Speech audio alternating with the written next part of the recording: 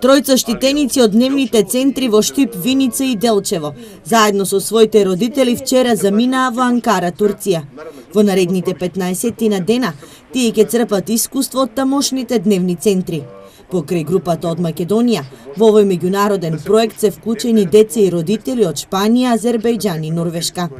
Минатата година 30 корисници од Штип и од Источна Македонија беа во Анкара и искуството е позитивно затоа што во целина не се разликува многу од нашето работење, меѓутоа формите на организирање за децата со посебни потреби е во поголем обем, односно нема по 12, 13 или 15 корисници, туку тоа се поголеми објекти, поголеми згради каде што на посебни сектори се поделени и таму партиципираат лица со оштетен вид, лица со оштетен слух, како и лица со пречки во интелигенцијата. Работењето во дневните центри во Македонија не се разликува со работењето на центрите во Турција. Единствена разлика е што таму поголем акцент се става на групното работење, објаснува Здравков.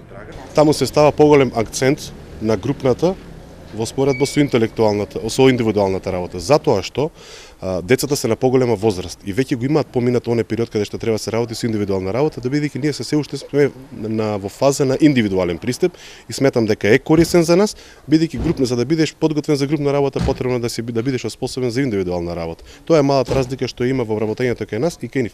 И таму станува збор за лица кои што се со пониска интелектуална попреченост и можат веднаш да се вклопат со работно оспособување, бидејќи тоа представува работно производствена активност и се вклучуваат на пазарот на трудот. Во проектот се вклучени тинејџери и млади лица со посебни потреби од 17 до 30 годишна возраст.